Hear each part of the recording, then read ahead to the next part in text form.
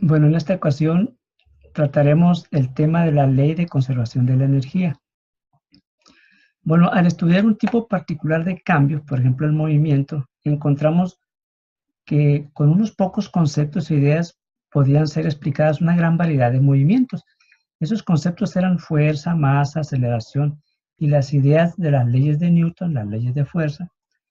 Entonces, motivados por esto, vamos a intentar esclarecer las siguientes preguntas. ¿Será posible utilizar unos mismos conceptos e ideas para describir diversos cambios independientemente de la naturaleza de ellos? No se trata solo del movimiento mecánico, sino de cambios de manera general. En nuestro entorno tienen lugar cambios de muy diversas índoles, variaciones de temperatura, formación de vientos, elaboración de alimentos, transformación y producción de variados materiales, numerosos procesos durante el funcionamiento de diversos equipos, etc. El origen de todos ellos lo vamos a asociar con una palabra clave que es la energía. La energía puede provenir de muy diversos recursos, de la radiación solar, de los combustibles habituales, de los combustibles nucleares, del agua almacenada en las represas, de las reacciones químicas, en el interior de pilas y baterías, de los alimentos, etcétera, etcétera. De los alimentos que consumimos y del oxígeno del aire que respiramos, etcétera. Si no fuese por la energía que de muy diversas formas y diariamente se ponen en juego, cesaría toda actividad de la sociedad, desaparecería la vida, finalizaría todo cambio de nuestro planeta. Muy bien. Entonces, ¿qué es la energía? ¿Cuáles son sus tipos o formas principales? ¿De qué modo se transmite, se transforma? ¿Cómo medirla? ¿Cómo utilizar dicho concepto para analizar diversas situaciones? ¿De qué modo se obtiene la energía que diariamente empleamos? ¿Cómo ahorrarla? ¿Qué problemas ha traído a la humanidad la creciente e incontrolada demanda de la energía? ¿Y cuáles podrían ser algunas medidas para enfrentarlos? Muy bien. Vamos a empezar con el primer tema sobre la energía y su transformación, es decir, el concepto de energía y sus formas principales. Una primera aproximación de la definición de energía sería esta. Energía es una magnitud utilizada para caracterizar cuantitativamente los cambios relativos a la naturaleza que ocurren o que tienen posibilidad de ocurrir. Mientras mayor sea el cambio, mayor es la energía. ¿Ok? El análisis del origen de los cambios muestra que la capacidad de los sistemas para producirlos se presenta en algunas formas básicas. Una de ellas está relacionada con el movimiento y por consiguiente se denomina energía de movimiento, o más comúnmente energía cinética, E sub C. En efecto, un cuerpo que está en movimiento respecto a otros tiene posibilidad de provocar cambios como ellos. Veamos la figura 1.6. ¿Sí? Como consecuencia de su movimiento, un cuerpo puede producir cambios, lo que evidencia que posee energía. Ese es el caso de un automóvil que va con cierta velocidad y atropella a otros automóviles.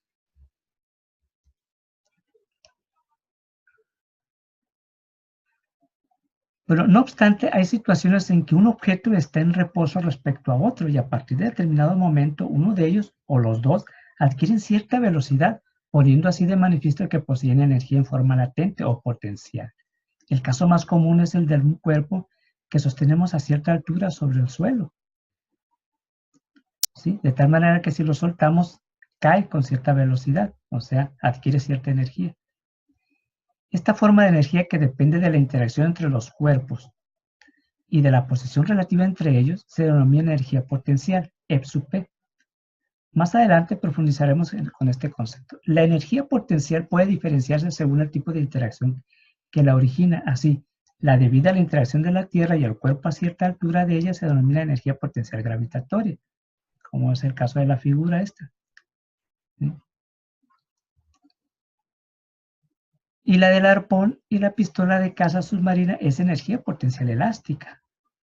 ¿Sí? Muy bien. Pero no solo se mueven e interaccionan los cuerpos como un todo, sino además las moléculas y átomos que lo conforman. Estos poseen tanto energía cinética como potencial. Los protones y neutrones que integran los núcleos de los átomos también poseen energía potencial debido a la interacción entre ellos. Para diferenciar la energía de un cuerpo como un todo de la que posee las partículas que lo constituyen, a esta última se le llama energía interna. Es precisamente parte de esta energía la que se pone en fuego al utilizar, por ejemplo, pilas, baterías y combustibles habituales y nucleares, como muestra la figura 1.8.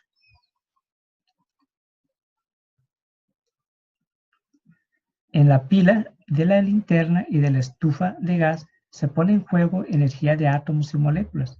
En la central nuclear, energía de las partículas que constituyen los núcleos atómicos. En los tres casos se trata de energía interna. Es decir, la energía interna corresponde a la energía que se le puede asociar a los átomos o moléculas. Otra forma básica en que se manifiesta la energía es la radiación. Esta puede ser de ondas electromagnéticas y de partículas subatómicas. En realidad, la mayoría de los cambios que ocurren en la Tierra, ya sean naturales o artificiales, tienen su origen último en la radiación solar.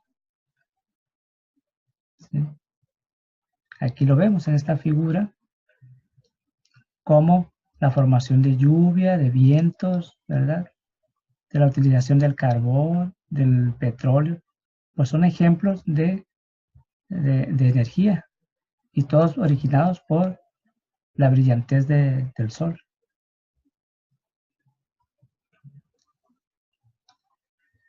Hemos distinguido tres formas básicas de energía: la cinética, la potencial y radiación. Observa que lo que llamamos forma de energía se diferencia de lo que habitualmente se denomina fuente de energía o recurso energético. La energía hidráulica, por ejemplo, puede tener dos formas, cinética o potencial gravitatoria. El adjetivo hidráulico no indica una forma específica de energía, sino el recurso de donde procede. De modo similar, la energía solar tampoco es una forma de energía. El adjetivo solar señala que la fuente es el Sol. Las partículas que constituyen el Sol y otras estrellas poseen energía potencial y cinética, una parte de la cual continuamente se transforma en radiación. Vamos a ver ahora las vías mediante las cuales se transforma la energía, que serían tres básicamente, ya los mencionamos: el trabajo, el calentamiento y la radiación. ¿Qué es energía? ¿Cuáles son sus tipos o formas principales? ¿De qué modo se transmite y se transforma? Bueno, las siguientes vías mediante las cuales se transforma y transmite son: 1. Aplicación de fuerzas o trabajo. 2. Calentamiento. Y 3. Radiación. Vamos a ver en este caso el trabajo. ¿En qué consiste el trabajo? ¿O cómo lo vamos a definir? Trabajo es el proceso en el cual se transforma o transmite energía mediante la aplicación de fuerzas. Como aquí lo podemos ver en esta ilustración, la 1.10. Históricamente, el trabajo estuvo vinculado a la aplicación de fuerzas. Por ejemplo, la construcción de una pirámide maya, el arado tirado por bueyes y la elevación de piezas mediante una grúa.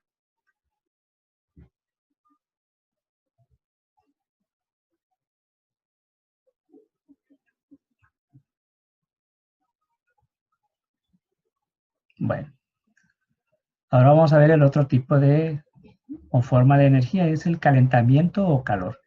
Desde épocas muy remotas, para producir ciertos cambios, los hombres utilizaron no solo fuerzas, sino también el calentamiento, en particular mediante el fuego, primeramente para cocinar los alimentos y más tarde para forjar y fundir metales, como ilustra la figura 1.11. Posteriormente, el calentamiento ha sido empleado para realizar trabajo con ayuda de máquinas y turbinas de vapor. La experiencia muestra que al poner en contacto dos cuerpos que tienen diferentes temperaturas, la de uno disminuye y la del otro aumenta.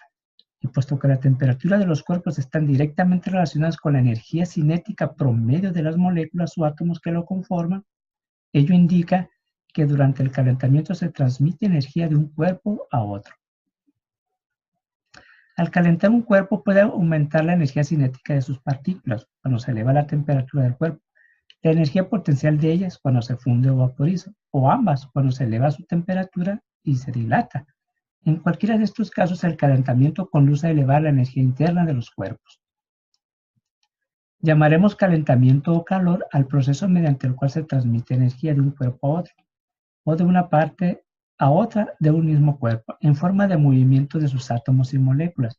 En este caso, la energía no se transmite debido a la aplicación de fuerzas, sino a una diferencia de temperaturas entre los cuerpos. Ahora bien, la radiación. Anteriormente nos hemos referido a la radiación como forma de energía, pero ella es además una de las vías mediante la cual se transforma y transmite energía de unos cuerpos a otros.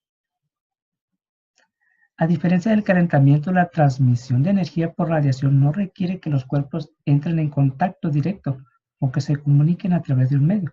La portadora de energía son las ondas electromagnéticas o partículas que viajan de un lugar a otro.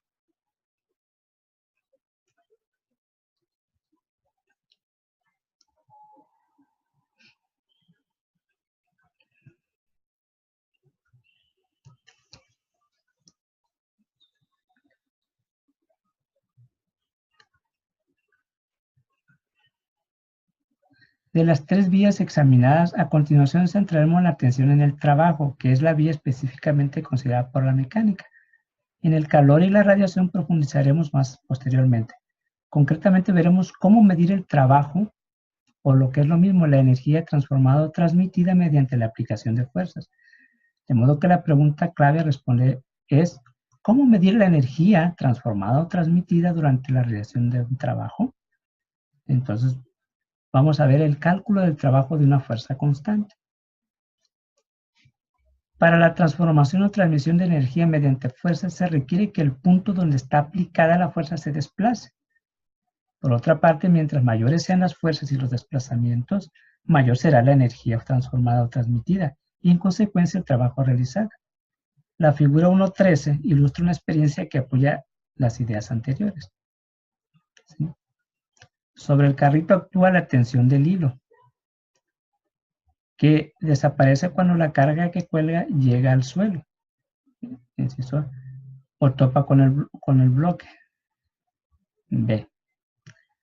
En el inciso A, la energía cinética que adquiere el carrito es mayor que en B, lo cual indica que el trabajo realizado por la tensión del hilo fue mayor. Okay. Lo anterior sugiere que en situaciones como la de la figura 1.13, la energía transformada o transmitida al aplicar una fuerza, es decir, mediante trabajo, puede ser calculado mediante la ecuación trabajo de la fuerza igual al producto de la fuerza por el desplazamiento delta x, donde W representa el trabajo. W es la inicial de la palabra work, que significa trabajo en inglés. F, la magnitud de la fuerza, y delta x, la magnitud de desplazamiento de su punto de aplicación. Un newton por metro lo vamos a denominar joule, en honor al científico inglés James Prescott Joule, quien realizó importantes experimentos relativos a la medición del trabajo y la energía. Cuando nosotros realizamos una gráfica fuerza contra el desplazamiento para una fuerza constante, el área entre dos puntos x1 y x2 va a considerarse como el área bajo esa curva como el trabajo realizado por la fuerza. En concreto, el trabajo realizado por la fuerza aplicada sobre un cuerpo cuando éste se desplaza entre las posiciones x1 y x2 viene dado por el área correspondiente comprendida entre el gráfico y el eje X. Okay. Vamos a ver unos ejemplos. Imagina que los bueyes de la figura arrastran el arado uniformemente con una fuerza de 450 newtons. ¿Cuál es el trabajo que realizan sobre el arado en un surco de 100 metros de longitud? Bueno, simplemente aplicamos la definición. La fuerza, el trabajo realizado por la fuerza son 450 newtons por 100 metros. Esto nos da 4.5 por eso a la 4 joules, o bien 45 kilojoules. Otro ejemplo, el obrero de la figura empuja la caja poniéndola en movimiento con una aceleración que se mantiene constante durante los primeros 0.9 metros. ¿Cuál es el trabajo realizado sobre la caja al recorrer dicha distancia si la masa de este es de 70 kilogramos y la aceleración 0.75 metros sobre segundo cuadrado? La fuerza de rozamiento puede despreciarse. Bueno, para calcular el trabajo realizado sobre la caja es preciso hallar la fuerza ejercida sobre ella. Como el rozamiento es despreciable, dicha fuerza es solo requerida para imprimirle la aceleración de 0.75 metros sobre segundo cuadrado. Por consiguiente, de acuerdo con la segunda ley de Newton, la fuerza es F igual a la masa por la aceleración. Por lo que el trabajo de la fuerza es F por delta X, es decir, M por A por delta X, 70 kilogramos por 0.75 metros sobre segundo cuadrado por 0.9 metros. Y eso me da el trabajo realizado de esa fuerza es de 47 joules. Si la masa del carrito de la figura 1.13 es 550 gramos y la de la carga que cuelga del hilo 150 gramos, ¿cuál es el trabajo realizado por la fuerza de tensión del hilo en un recorrido del carrito de 1 metro? El rozamiento puede despreciarse y las masas de la pola y del hilo también. Al resolver este problema es necesario tener cuidado de no identificar la tensión del hilo con la fuerza de gravedad que actúa sobre la carga que cuelga de él. Dichas fuerzas son aproximadamente iguales, solo si la masa de la carga que cuelga es muy pequeña en comparación con la del carrito, condición que en este caso no se cumple. Por eso lo primero que debemos hallar es la tensión del hilo. Designemos por M mayúscula la masa del carrito y M minúscula la masa de la carga y T la tensión del hilo. La fuerza que actúa sobre el sistema carrito-carga es la de la gravedad sobre la carga, mg. Por consiguiente, según la ley de Newton, la aceleración del sistema es A igual a Fg sobre M mayúscula más M minúscula. Eso es igual a mg entre la masa M mayúscula más M minúscula. De ahí que la tensión del hilo sea T igual a masa mayúscula por la aceleración. Eso me da masa M mayúscula, M minúscula por G entre M mayúscula más M minúscula. Nota que de esta expresión se ve que, como hemos dicho, si M es despreciable en comparación con M mayúscula, entonces T es igual a mg, es decir, la tensión es numéricamente igual a la fuerza de gravedad que actúa sobre la carga. Sin embargo, este no es el caso analizado. En efecto, el valor de la fuerza de gravedad es F de G igual a mg, que es 0.15 kilogramos, por 9.8 metros sobre segundo cuadrado, eso me da 1.5 newton. Mientras que la tensión es menor. T va a ser igual a M mayúscula, M minúscula por G, todo eso sobre M mayúscula más M minúscula. Eso da 1.2 newtons. El trabajo realizado por la fuerza de tensión del hilo es entonces, el trabajo realizado por la tensión es la tensión por el desplazamiento. La tensión es 1.2 newtons por el desplazamiento 1 metro y eso me da 1.2 joules. Las situaciones examinadas anteriormente son muy simples. Hemos considerado el trabajo de una sola fuerza. Además, el desplazamiento del cuerpo tenía la misma dirección de sentido que la fuerza, y este era constante. Ahora ampliaremos el análisis. En particular, consideremos el trabajo de varias fuerzas y que de ellas puedan tener sentido contrario al desplazamiento. Entonces, estamos en el siguiente tema, que es el trabajo de una fuerza que tiene sentido contrario al desplazamiento.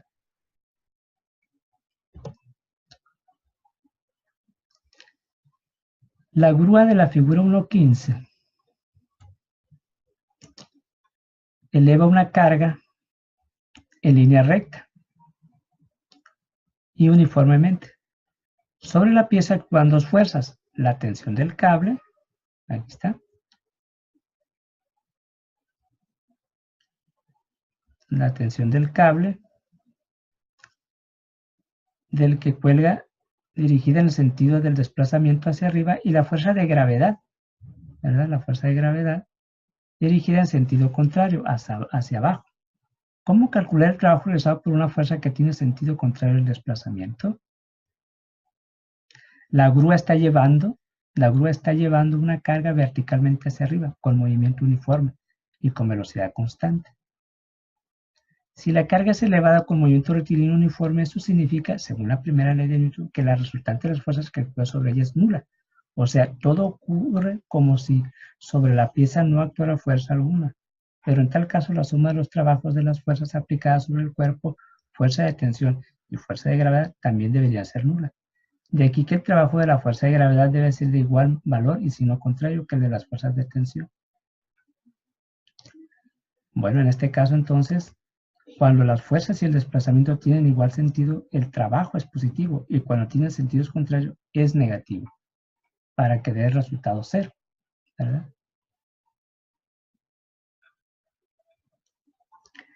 Si hubiera n fuerzas, F1, F2 hasta Fn, fuerzas aplicadas sobre el sistema, entonces el trabajo total realizado sobre él es igual a la suma algebraica de los trabajos efectuados por cada una de las fuerzas. Es decir, el trabajo de una fuerza resultante es el trabajo de la fuerza 1 más el trabajo de la fuerza 2 más el trabajo de la fuerza 3 y así sucesivamente, más el trabajo de la fuerza enésima o la fuerza n. En el caso de la grúa solo hay dos fuerzas, entonces sería el trabajo de la fuerza de gravedad más el trabajo de la fuerza de tensión. Entonces eso es 1.5 por 10 a la 5 joules menos 1.5 por 10 a la 5 joules, eso me da 0. El trabajo total también puede calcularse determinando primero la fuerza neta o resultante sobre el cuerpo y hallando luego el trabajo de dicha fuerza.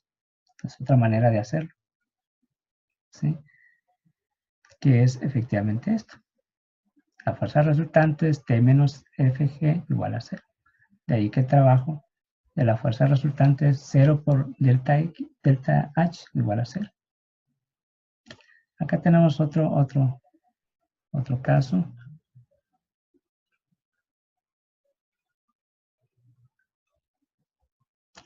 Vamos a ver ahora, ¿y cómo calcular el trabajo cuando la fuerza y el desplazamiento tienen diferentes direcciones?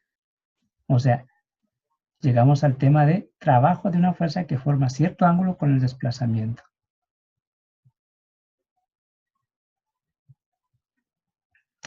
Bueno, aquí vemos esta gráfica, esta figura.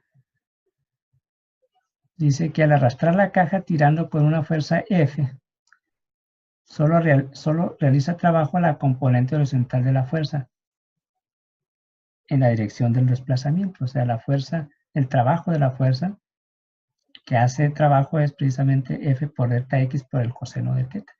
Y efectivamente, F coseno de teta me da la componente en la dirección X de esta fuerza, ¿sí? Mientras que vemos que el trabajo realizado por Fy, como es perpendicular al movimiento, no realiza trabajo. ¿Okay? Entonces, del diagrama de la figura se ve que f de x, o sea, la componente en x de f, es f por coseno de teta. Por lo que el trabajo de esa fuerza es f coseno de teta por delta x, o bien, el trabajo es la fuerza por delta x por el coseno de teta. En resumidas cuentas, el trabajo realizado por una fuerza constante es igual al producto de los módulos de la fuerza y el desplazamiento multiplicado por el coseno del ángulo formado entre estos. Observa que mientras la fuerza y el desplazamiento son magnitudes vectoriales, el trabajo es una magnitud escalar. No es posible decir que tiene tal o cual dirección.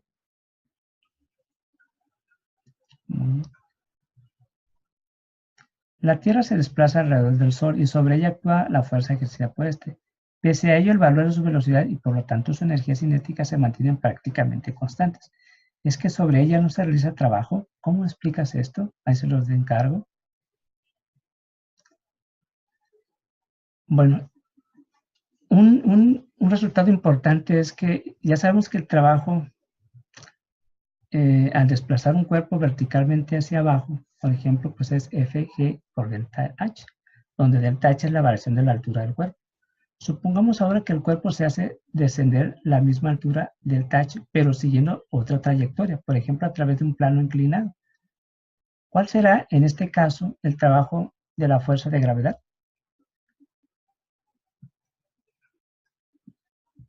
Bueno, tenemos el caso. El inciso A es directamente, la pelota va del H1 al H2.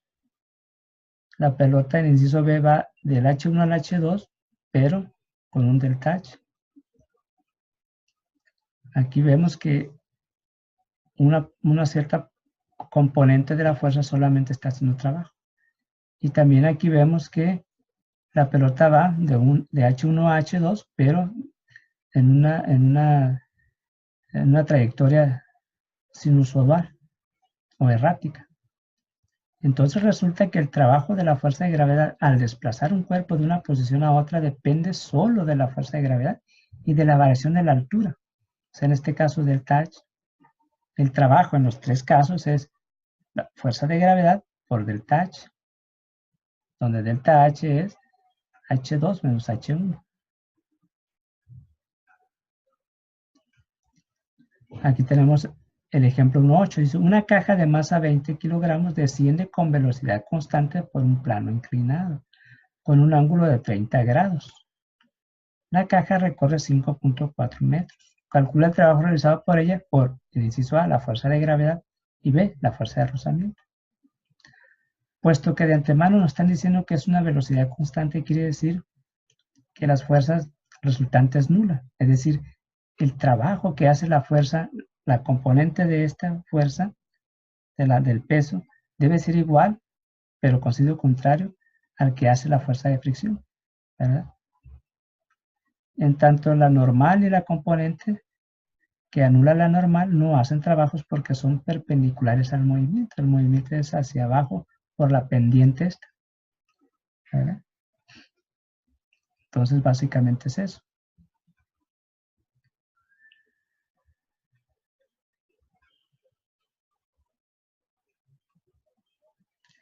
¿Y cómo calcular el trabajo realizado por una fuerza cuando no es constante? En tal caso, podría reducirse la situación a la ya conocida, en que la fuerza es constante. Vamos a ver de qué manera. Como ya sabemos, mientras el cuerpo se desplaza, en el caso de esta figura, de un resorte, ¿verdad? Sabemos que mientras el cuerpo se desplaza hacia la posición de equilibrio, la fuerza del resorte no es constante. Pero si se divide el desplazamiento en intervalos delta X tan pequeños que en cada uno pueda considerarse a la fuerza prácticamente constantes, entonces podemos escribir el trabajo de esta manera aproximada.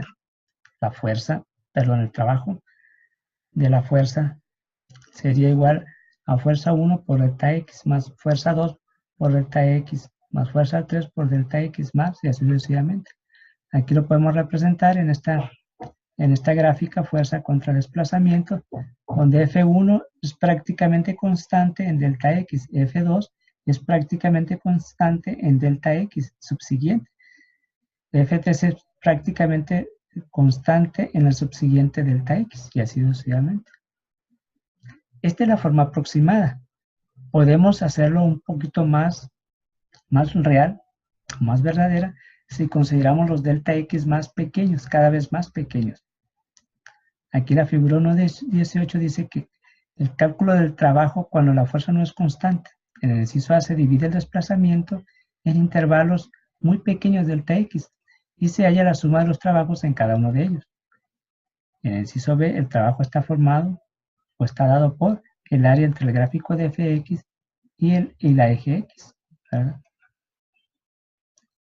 Si nosotros tomamos delta X muy pequeño, de tal manera que tienda a cero, el delta X, y tomamos el límite, entonces el trabajo hecho por la fuerza va a ser precisamente esto. El límite cuando delta X tiende a cero, de F1 por delta X, más F2 por delta X, más F3 por delta X, y así sucesivamente. En general, cuando un cuerpo se mueve en línea recta y la fuerza aplicada sobre él tiene la misma dirección que el desplazamiento, el trabajo realizado viene dado por el área comprendida entre el gráfico de f de x y el eje de las x. Vamos a ver un teorema muy interesante y muy importante. Es el teorema del trabajo y la energía. Pues ya sabemos que si sobre un cuerpo inicialmente en reposo actúa una fuerza neta, su velocidad varía. Eso ya sabemos. Ahora, podemos agregar que la fuerza neta realiza trabajo, provocando una variación de energía cinética o energía de movimiento del cuerpo. Entre el trabajo y la energía cinética del cuerpo existe una estrecha relación. ¿Cuál es esa relación? ¿Cómo se relaciona el trabajo y la energía cinética? ¿Cómo calcular esta a partir de la masa y de la velocidad del cuerpo?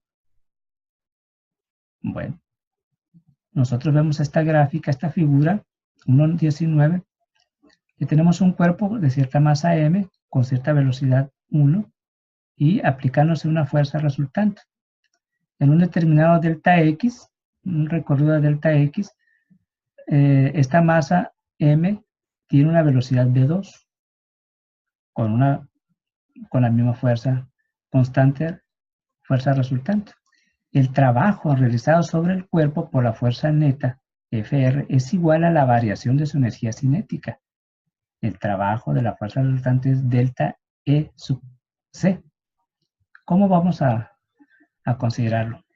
Bueno, sabemos que el trabajo de la fuerza resultante es la fuerza resultante por el delta de X. Utilizando la segunda ley de Newton, la fuerza resultante se puede expresar como la masa del cuerpo por la aceleración del cuerpo. De tal manera que el trabajo de la fuerza resultante es masa por aceleración por el delta X. Pero ¿qué es M? ¿Qué es A por delta X? Ya sabemos de esta expresión que el cuadrado de la velocidad final es igual al cuadrado de la velocidad final más 2 veces la aceleración por delta X. Si nosotros despejamos A por delta X, obtenemos que A por delta X es 1/2 del cuadrado de la velocidad final menos 1/2 del cuadrado de la velocidad inicial. De tal manera que el trabajo de la fuerza resultante está en términos de 1/2 de la masa de la velocidad al cuadrado final menos 1/2 de la masa por la velocidad inicial al cuadrado. El término 1/2 de la masa por la velocidad al cuadrado se conoce como energía cinética. Y aquí lo tenemos. S es igual a 1/2 de la masa por la velocidad al cuadrado. De tal manera, entonces, que el trabajo realizado por la fuerza resultante es la energía cinética final menos la energía cinética inicial. Es decir, un delta EC. O sea, un cambio en la energía cinética. El trabajo de la fuerza resultante es el cambio en la energía cinética del cuerpo. Y este resultado se conoce como el teorema del trabajo y la energía cinética, el cual en palabras se expresa como sigue. El trabajo de la fuerza neta ejercida sobre un cuerpo es igual a la variación de su energía cinética.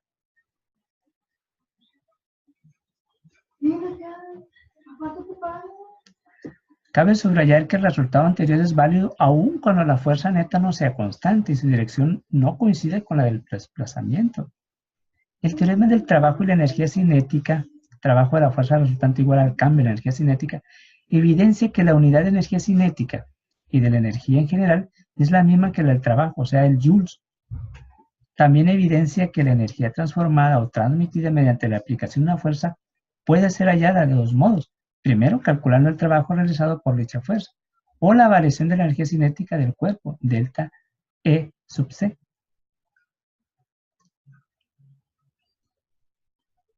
Muy bien. Por ejemplo, se dispara una pistola de juguete de dos modos, figura 1.1. Aquí está la figura. Inciso A, verticalmente hacia abajo y horizontalmente. Inciso A, verticalmente hacia abajo y horizontalmente. Pregunta, en ambos casos la velocidad de salida del proyectil es la misma. ¿En qué caso su velocidad al llegar al suelo es mayor? La resistencia del aire puede despreciarse. En ambos casos el trabajo realizado por la fuerza de gravedad es el mismo. El trabajo de la fuerza de gravedad es igual a Fg por h. Por otra parte, según el teorema del trabajo y la energía cinética, es igual a la variación de la energía cinética del proyectil. En consecuencia, dicha variación y por tanto el valor de la velocidad con que llega al suelo también es la misma en ambos casos. Y aquí tenemos. Para apreciar la importancia de los conceptos estudiados, puedes probar resolver este problema empleando la segunda ley de Newton. Verás que resulta muy laborioso.